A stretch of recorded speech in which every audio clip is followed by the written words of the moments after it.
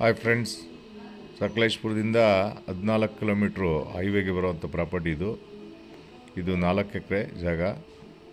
ಇದು 62 ಲಕ್ಷ ಹೇಳ್ತಾರೆ. ಸ್ವಲ್ಪ ನೆಗೋಷಿಯಬಲ್ ಆಗುತ್ತೆ ಸ್ನೇಹಿತರೆ.